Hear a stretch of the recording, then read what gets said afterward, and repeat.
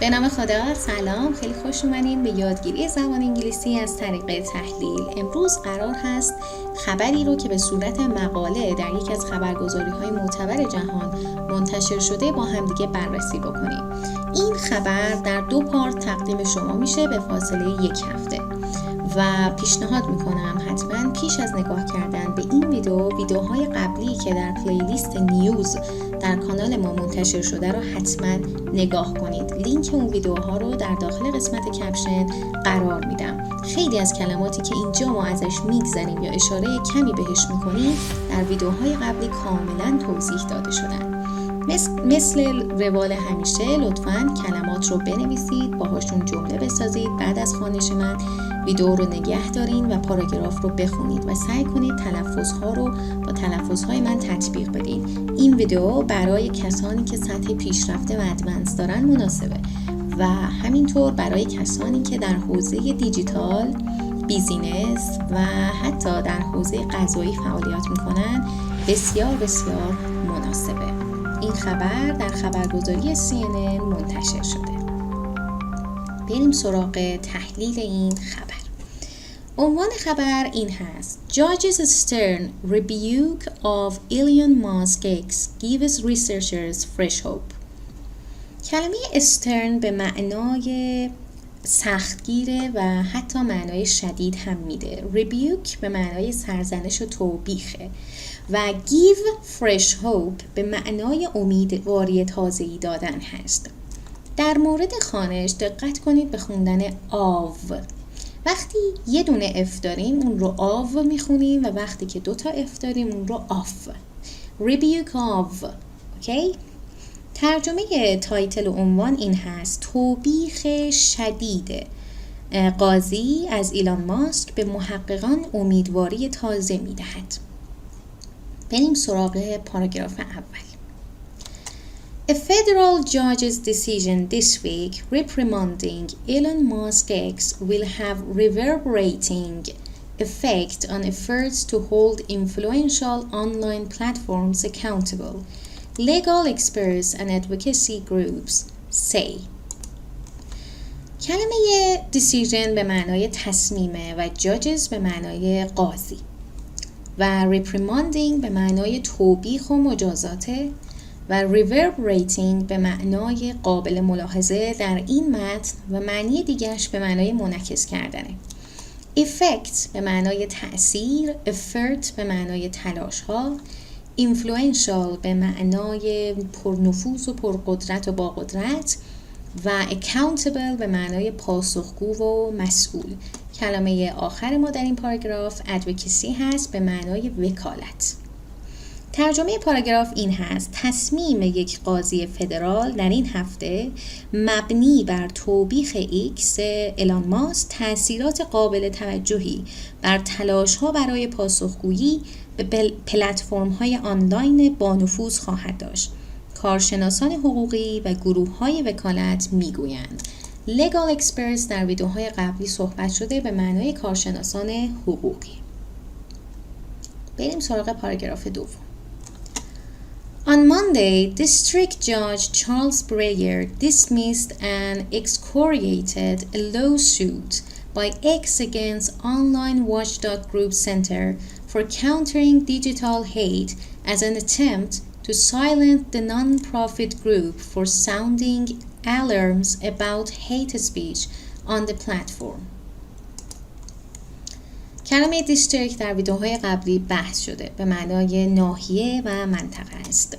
dismissed به معنای رد کردنه. excoriated باز هم به معنای رد کردنه. و توجه کنید که در زبان انگلیسی معمولاً حتی تو فارسی هم داریم برخی از کلمات هم معنی رو پشت هم میارن و در واقع ما اونها رو فقط یه دونه تو فارسی ترجمه میکنیم، یه رد کردن میاریم. lawsuit به معنای در واقع دادخواهی و طرح دعوی هست و watchdog به معنای ناظر بودن، نگهبان، countering مقابله، non-profit غیر انتفاعی و sounding به معنای نواختن و به صدا در آوردنه. پس ترجمه این پاراگراف این هست: روز دوشنبه قاضی منطقه چارلز بریر شکایت ایکس علیه گروه ناظر آنلاین مرکز مقابله با نفرت دیجیتال رو رد کرد و اون رو به عنوان تلاشی برای ساکت کردن این گروه غیرانتفاعی به دلیل به صدا درآوردن زنگ خطر در مورد سخنان مشوق تنفر در این پلتفرم رد کرد. اوکیه؟ بریم سراغ پاراگراف بعدی. Breyer wrote in Monday's order that the lawsuit was unabashedly about punishing reports written by CCDH, which X had accused of campaigning to drive away its advertisers. Breyer held that the reports were unquestionably protected by the group's free speech rights. کلمه اوردر به معنای دستوره. مثلا تو فارسی هم میگیم انقدر به من ارد نده، دستور نده. و کلمه unabashedly به معنای در واقع بیشرمانه هست. و کلمه نکته تلفظی که هست خواندن کلمه در واقع تو فارسی میگیم H ولی تلفظ صحیحش H. پس میگم CCDH. accused به معنای متهم کردن، campaigning به معنای، حالا تو فارسی هم campaigning میگیم ولی به معنای مبارزات انتخاباتی و اینها هم هست. drive away به معنای بیرون راندن. held به معنای اعتقاد داشتن. unquestionably یعنی بدون شک. و free speech به معنای آزادی بیانه و right هم که به معنای حقوقه. پس در واقع حقوق آزادی بیان میشه free speech rights. ترجمه پاراگراف به این صورت هست: بریر در دستور روز دوشنبه نوشت که این شکایت بیشرمانه در مورد مجازات گزارش‌های نوشته شده توسط CCDH هست که ایکس متهم به کمپینی برای بیرون راندن تبلیغ کنندگان خود کرده. بریر معتقده که این گزارش‌ها بی تردید توسط حقوق آزادی بیان این گروه محافظت میشه. پاراگراف بعدی. Now that decision could embolden other research groups and Musk critics who have faced legal threats from the billionaire. کلمه embolden کلمه جدیدی هست به معنای جسور کردن، جسارت دادن به کسی. و در واقع کلمه دیگه critics به معنای منتقدان هست. ترجمه این پاراگراف میشه: اکنون این تصمیم میتونه باعث جسارت سایر گروه‌های تحقیقاتی و منتقدان ماسک که با تهدیدات قانونی از سوی میلیاردرها مواجه شدند بشه. بیلیونر تو همه ویدیوها، اکثر ویدیوها اومده. بیلیونر به معنای میلیاردر هست و threat به معنای تهدید. پاراگراف بعدی. The CCDH case in the U.S. District Court for the Northern District of California has been widely viewed as a bellwether for research and accountability on X, where Musk has restored the accounts of previously banned white supremacists and spreaders of misinformation, and where Musk himself has amplified various conspiracy theories. خیلی کلمات مهمی داره این پاراگراف و تلفظات مهم. کیس به معنای پرونده هست در متونی که مرتبط هست به در واقع مسائل قضایی. و کلمه viewed به معنای در نظر گرفتنه.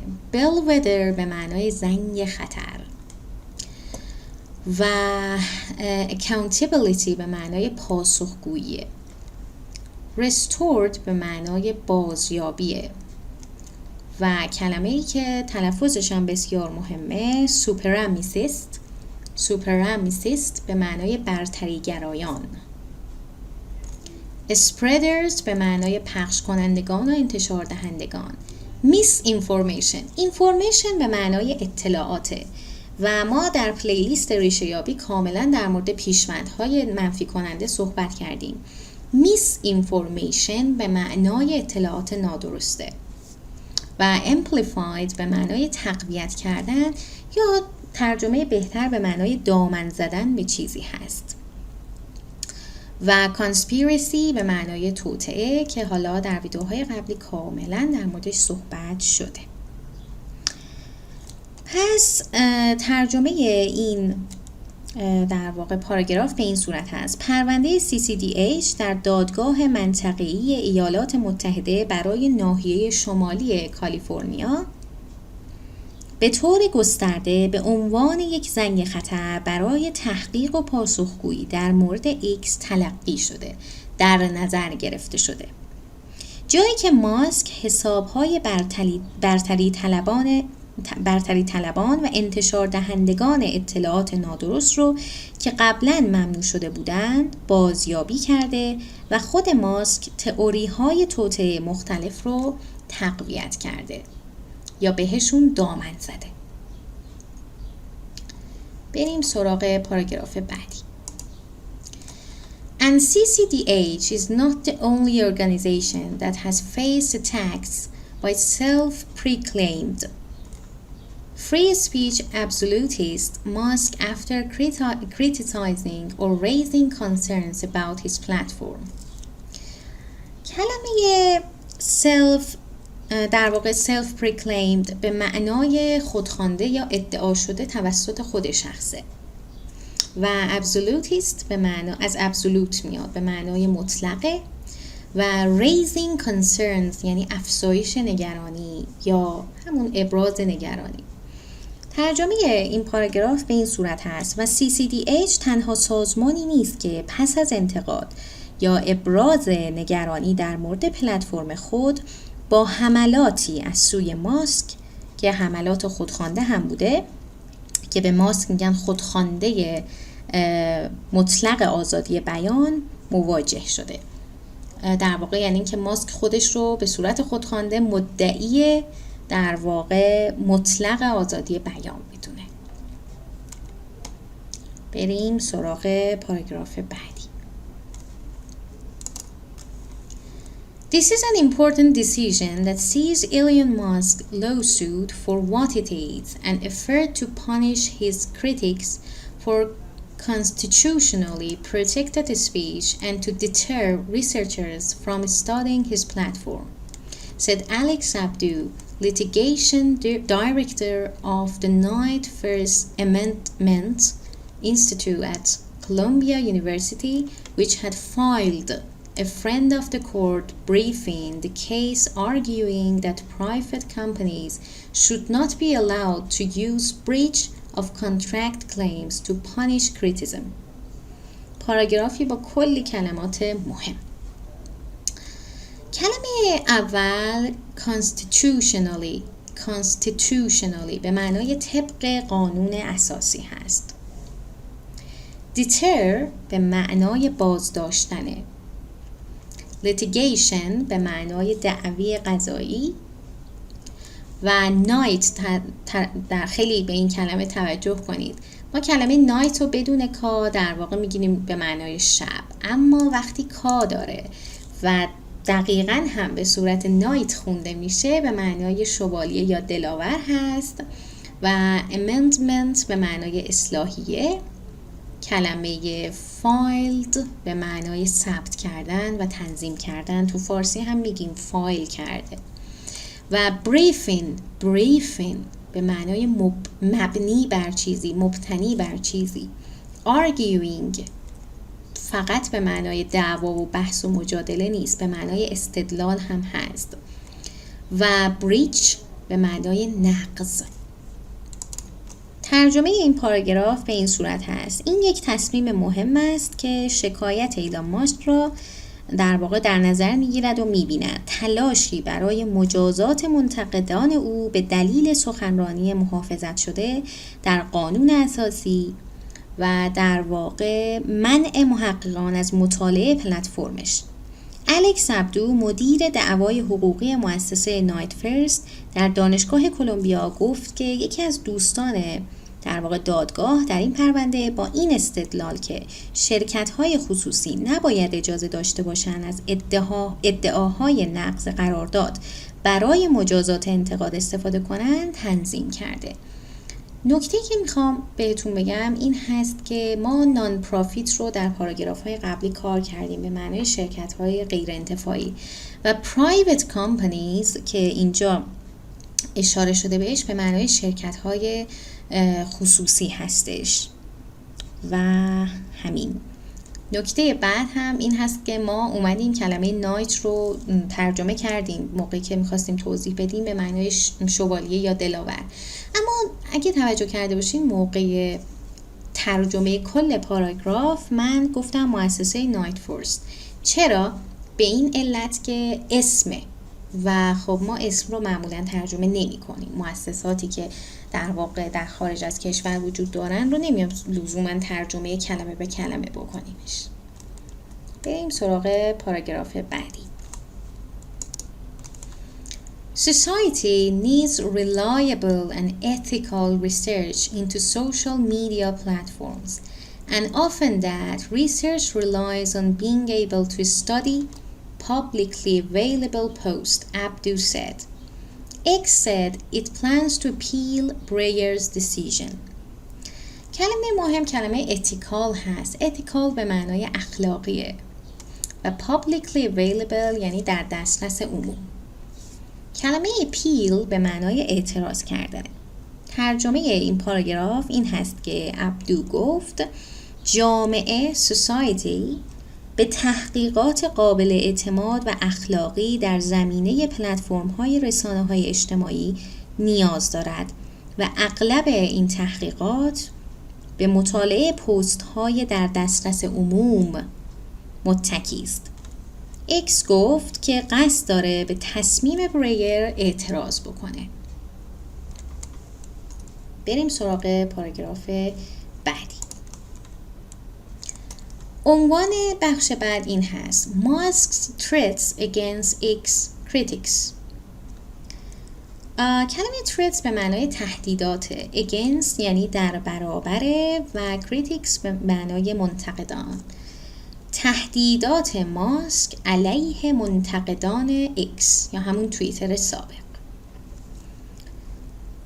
In his first year as owner of X, formerly known as Twitter, Musk threatened legal action against the Anti-Defamation League for defamation as well as against Microsoft and Meta for allegedly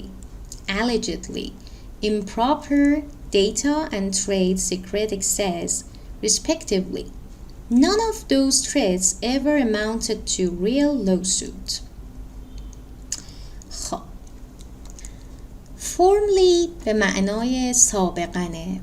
مثلا میخوام بگم رئیس جمهور پیشین former president. former به معنای پیشینه و formerly به معنای سابقن. known as یعنی شناخته میشد به عنوان چیزی یا نامیده میشد و در واقع anti defamation پیشوند anti به معنای ضد و defamation به معنای افترا و تهمت. پس anti defamation به معنای ضد افترا. لیگ به معنای همون لیگ تو فارسی هم میگیم، حالا ترجمه فارسیش میشه اتحادیه. و allegedly به معنای ظاهراً. improper به معنای مناسبه.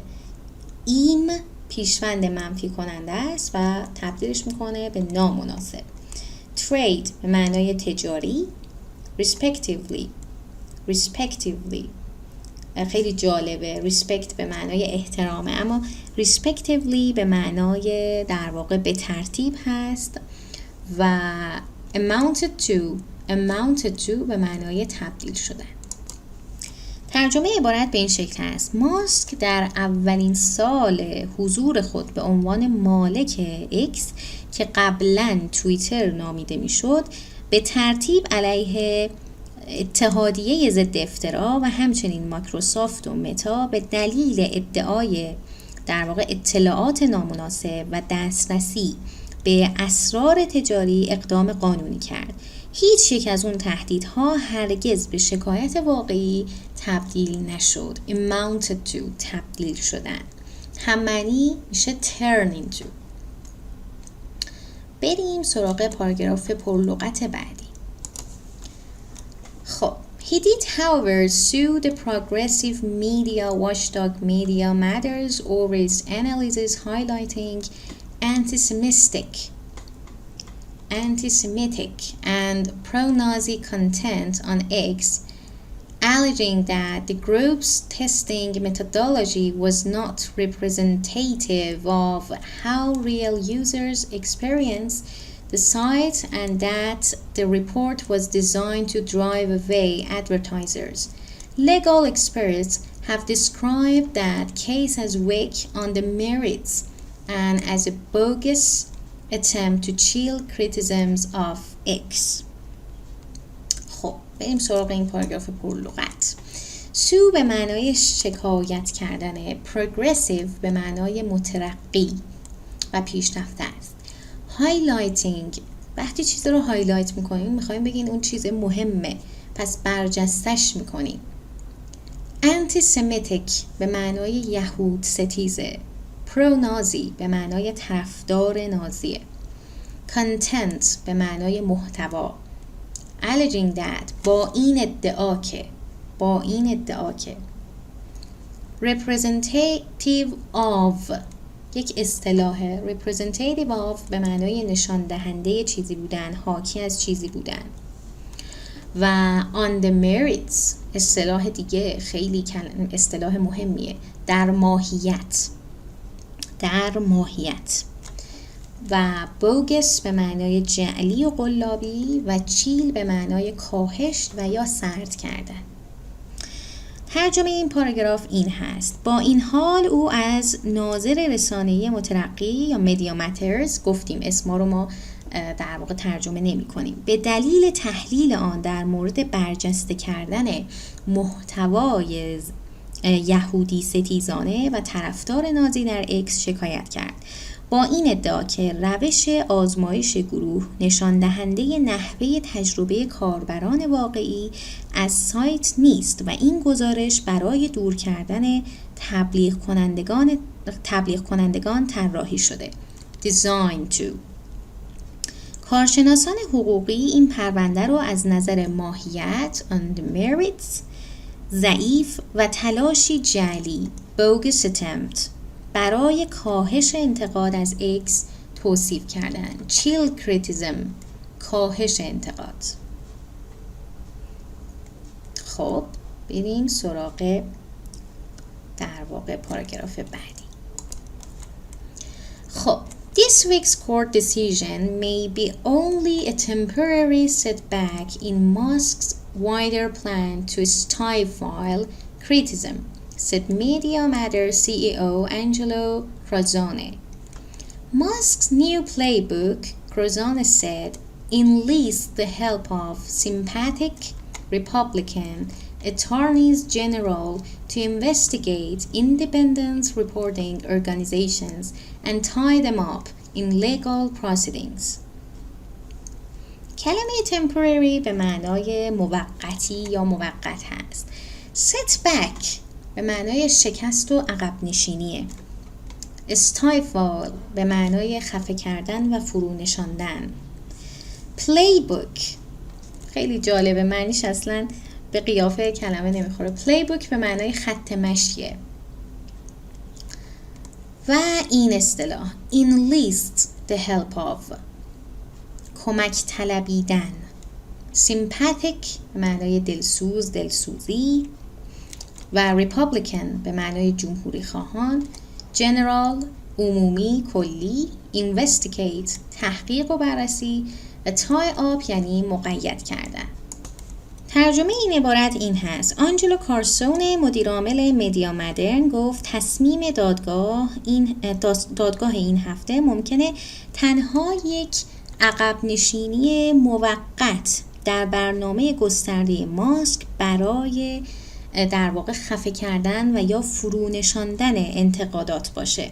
کارسون گفت که خط مشی پلیبوک جدید ماسک از دادستان‌های کل جمهوری خواه کمک میگیره تا سازمان‌های گزارشگر مستقل رو مورد بررسی قرار بده و اونها رو در مراحل قانونی جورایی مقید بکنه.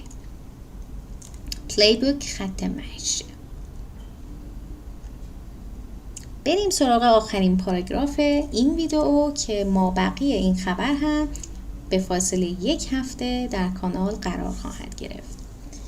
The states of Texas and Missouri each announced probes into media matters following X lawsuit against the group to which Musk responded great. کلمه announce به معنای اعلام کردنه. announcement به معنای بیانیه است. probe به معنای کاوش و تحقیق و بررسیه. matters به معنای مسائله. following یعنی در پی. ترجمه پاراگراف این هست: ایالت‌های تگزاس و میسوری هر کدوم در پی شکایت ایکس علیه این گروه تحقیقاتی رو در مورد موضوعات رسانه‌ای اعلام کردن، انانس، که ماسک در پاسخ به اون گفت عالیه، عالی.